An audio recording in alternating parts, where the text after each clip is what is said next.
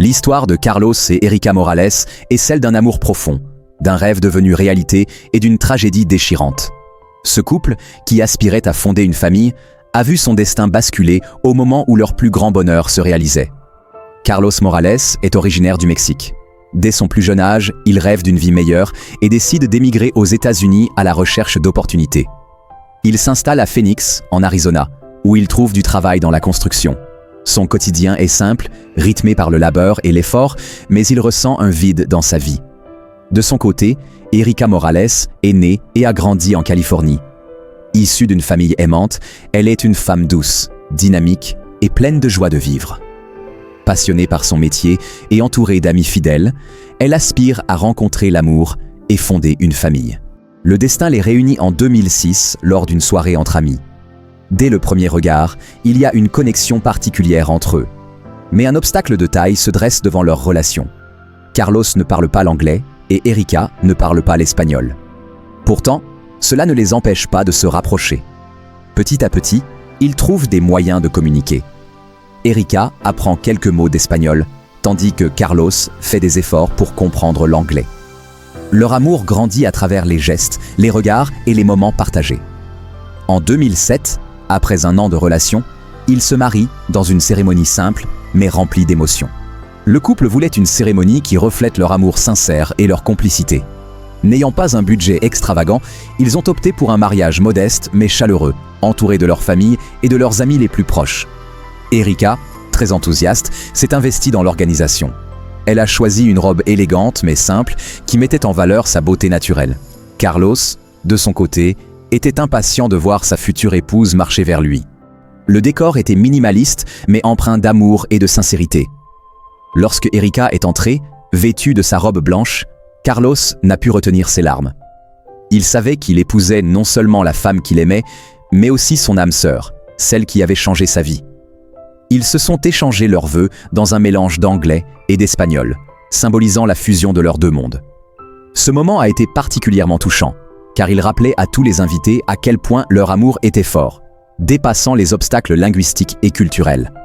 Après l'échange des alliances et le traditionnel « oui, je le veux », ils se sont embrassés sous les applaudissements et les larmes de joie de leurs proches. Ce mariage marquait le début d'un nouveau chapitre pour eux. Ils rêvaient de fonder une famille et de construire un avenir ensemble. Personne n'aurait pu imaginer que quelques années plus tard, leur histoire prendrait un tournant aussi tragique. Mais ce jour-là, lors de leur mariage, tout ce qui comptait, c'était leur amour inébranlable, leur engagement l'un envers l'autre et leur désir de partager une vie heureuse. Très vite, le couple exprime le souhait d'agrandir leur famille. Erika rêve de devenir maman et Carlos souhaite plus que tout voir son amour se concrétiser à travers des enfants. Cependant, leur chemin vers la parentalité n'est pas sans embûches. Après plusieurs mois d'essai, Erika tombe enfin enceinte. Leur bonheur est immense. Ils commencent à imaginer leur avenir en tant que parents, préparent une chambre pour leur futur bébé et partagent la nouvelle avec leurs proches. Mais leur joie est de courte durée. Erika fait une fausse couche. Ce moment est une épreuve terrible pour le couple. Erika est dévastée, se sentant coupable et impuissante face à cette perte. Carlos, bien que lui aussi anéanti, reste son pilier et la soutient du mieux qu'il peut. Malgré la douleur, il ne baisse pas les bras et décide d'essayer à nouveau. Le temps passe et après plusieurs tentatives infructueuses, il se tourne vers un traitement contre l'infertilité. C'est une démarche éprouvante, remplie d'espoir et de doute. Puis, un jour, après une longue attente et plusieurs traitements, Erika apprend qu'elle est enceinte. Cette fois-ci, la surprise est encore plus grande. Ils attendent non pas 1, mais 4 bébés. La nouvelle de cette quadruple grossesse est à la fois une bénédiction et une source d'inquiétude. Porter 4 bébés est un immense défi pour le corps d'une femme, et Erika est suivie de très près par les médecins. Carlos et elle prennent toutes les précautions nécessaires. Erika adopte un mode de vie sain, suit scrupuleusement les conseils des médecins et assiste à de nombreux rendez-vous prénataux. Chaque échographie est un moment d'émotion pure. Ils voient leur bébé grandir, entendent leur petit cœur battre. Le couple prépare avec enthousiasme l'arrivée des quadruplés. Ils achètent des berceaux, décorent la chambre des bébés et s'organisent pour ce qui sera un changement radical de leur quotidien. Malgré les défis à venir, ils sont plus unis que jamais. Carlos est un mari dévoué. Il veille sur Erika, s'assure qu'elle ne manque de rien et la rassure lorsqu'elle s'inquiète. Le couple partage des moments de joie et d'anticipation, imaginant leur vie avec leurs enfants. Mais au fond, une peur persiste. Erika sait que les grossesses multiples sont risquées. Elle en parle parfois à Carlos, qui la rassure en lui disant que tout ira bien. Le 12 janvier 2015, Erika est admise à l'hôpital pour un accouchement par césarienne programmée. Carlos est à ses côtés, le cœur battant à la fois d'excitation et d'anxiété. L'opération commence et, un par un, leurs bébés viennent au monde. 3 filles et un garçon, tous en bonne santé. Les larmes de joie coulent sur le visage de Carlos. Erika, bien que fatiguée, est remplie d'émotions en entendant leurs pleurs. Puis, soudain, tout bascule. Quelques instants après l'accouchement, Erika commence à ressentir des complications. Son état se détériore rapidement.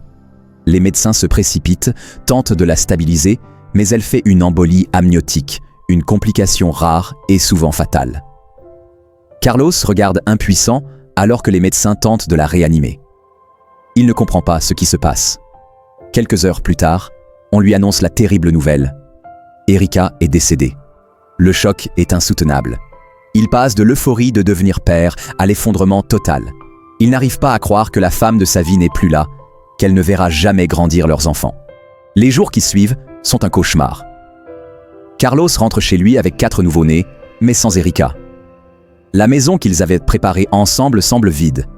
Il doit apprendre à être père, seul. Les nuits sans sommeil, les pleurs des bébés, le poids du chagrin, il se sent perdu. Heureusement, sa famille, celle d'Erika et ses amis, sont là pour l'aider. La communauté se mobilise. Une collecte de fonds est lancée, permettant de lever des dizaines de milliers de dollars pour aider Carlos à subvenir aux besoins des quadruplés. Après la mort soudaine et tragique d'Erika Morales, sa famille a été dévastée. Son décès, survenu alors qu'elle venait d'accoucher de ses quadruplés tant désirés, a laissé un vide immense dans le cœur de ses proches. Le témoignage de Carlos Morales. Carlos, anéanti, a exprimé à plusieurs reprises son immense douleur et son incompréhension face à cette perte brutale. Il a raconté combien Erika était enthousiaste à l'idée de devenir mère et à quel point elle avait tout préparé pour l'arrivée des bébés. Dans une interview bouleversante, il a confié « Elle était la femme de ma vie, mon âme sœur. Nous avons traversé tant d'épreuves ensemble et elle voulait plus que tout être maman. Maintenant, je dois élever nos enfants seuls, mais je ferai tout pour qu'ils sachent à quel point leur maman les aimait. » Carlos a également partagé les derniers moments qu'il a passés avec Erika. Juste avant son accouchement, elle lui avait dit « Nous avons réussi, nous allons enfin avoir notre famille. » Ces mots résonnent encore en lui, un souvenir doux amer de la joie qu'il partageait juste avant la tragédie. Les paroles déchirantes de la mère d'Erika. Sa mère, qui était très proche d'elle, a eu du mal à accepter sa disparition. Dans un témoignage empli de douleur, elle a dit « Perdre un enfant est la pire chose qu'une mère puisse vivre. Erika était une femme merveilleuse, une fille aimante, et elle aurait été une maman extraordinaire. C'est si injuste. » Elle s'est néanmoins engagée à soutenir Carlos et à être présente pour ses petits-enfants, qu'elle considère comme un précieux héritage laissé par sa fille. Les témoignages de ses amis et proches. Les amis d'Erika se sont souvenus d'elle comme d'une femme joyeuse, généreuse et déterminée. Beaucoup ont partagé des souvenirs d'elle, soulignant son amour pour Carlos et son impatience à devenir mère. Erika avait un sourire qui illuminait une pièce. Elle parlait toujours de son rêve d'avoir une grande famille, et elle était si heureuse quand elle a appris qu'elle attendait des quadruplés. Certains de ses amis ont également exprimé leur douleur face au fait qu'elle n'ait pas eu l'occasion de voir grandir ses enfants. C'est déchirant de savoir qu'elle ne pourra jamais les bercer, les voir faire leurs premiers pas, les entendre dire « maman ». Le soutien de la communauté. Très vite, un élan de solidarité s'est formé autour de Carlos et des bébés. Une collecte de fonds a permis de lever des centaines de milliers de dollars pour l'aider à subvenir aux besoins des enfants. Des voisins, des collègues et même des inconnus ont offert leur aide, apportant des vêtements, des couches et du soutien émotionnel. L'histoire d'Erika a bouleversé de nombreuses personnes, rappelant la fragilité de la vie et la force de l'amour parental. Malgré la douleur, sa famille et ses proches ont trouvé du réconfort dans le fait que son rêve d'avoir une famille s'était réalisé, même si elle n'était plus là pour en profiter. Une page GoFundMe créée par une amie de la famille, Nicole Todman, a permis de récolter près de 470 000 $. Et lorsque l'histoire de Carlos Morales est parvenue jusqu'à la célébrité chrétienne Steve Harvey, la personnalité populaire de la télévision a surpris le père dévoué avec quelques cadeaux, dont un compte d'épargne de 10 000 $ par enfant pour l'université de Salimé. Quand Steve Harvey m'a dit ça, je n'en croyais pas mes yeux, raconte Morales. Tout ce que je fais, c'est pour mes enfants et leur avenir. L'éducation est tellement importante. Je me soucie de l'argent et cela m'a vraiment soulagé. Morales est depuis retourné au travail et même s'il dit que cela lui a fait du bien, c'est aussi la partie la plus difficile de sa journée. C'est à ce moment-là qu'Erika m'envoyait des SMS pour me demander comment s'était passée ma journée, raconte-t-il. C'est en rentrant que je réalise qu'elle ne sera pas là quand je franchirai la porte. Ils ont un tel potentiel et c'est mon rôle de leur offrir une belle vie, explique Morales. Mais je ne pourrais pas y arriver sans ma famille et mes amis. Pour de nombreux pères qui accompagnent leur femme ou leur petite amie dans la salle d'accouchement, c'est un moment exaltant. Encourager leur femme à poursuivre l'accouchement jusqu'au moment magique où leur enfant naît et où ils le tiennent pour la première fois. Mais pour Carlos, ce fut un terrible mélange d'émotions. Je suis passé du plus beau jour de ma vie au lendemain matin où j'ai vécu le pire jour de ma vie, a déclaré Morales. Mes 4 bébés sont venus au monde, puis ma femme est décédée. J'aurais juste aimé qu'Erika soit là pour les voir ramper et commencer à marcher. Il y aura encore tellement de premières fois où elle ne sera pas là. Sa belle-mère, Sandra Bridges, vit avec Morales à plein temps. C'est un père merveilleux, a déclaré Bridges. Il est exactement comme il l'aurait été quand elle était là. Les enfants sont arrivés 1 mois avant la date prévue.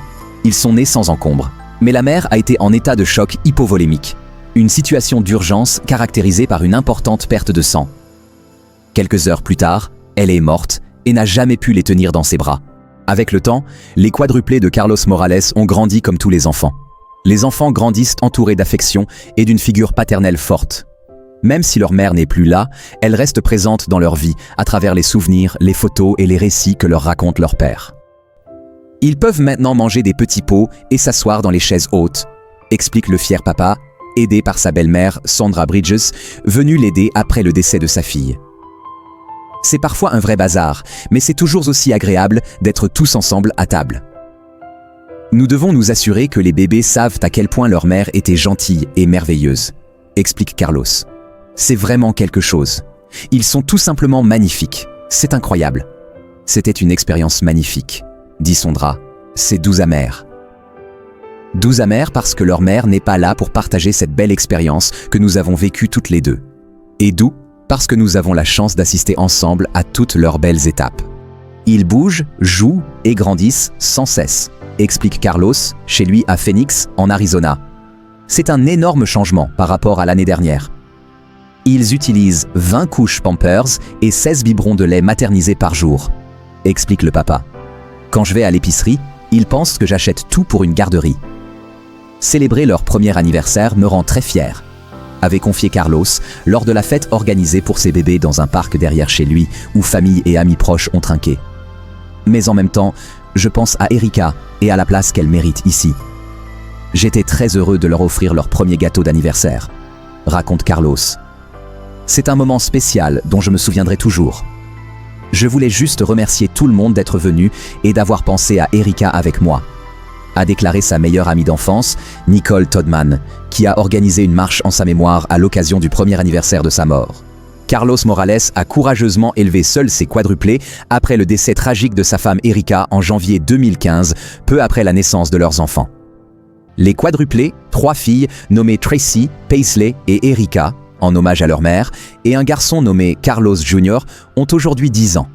Les informations publiques récentes sur leur développement sont limitées.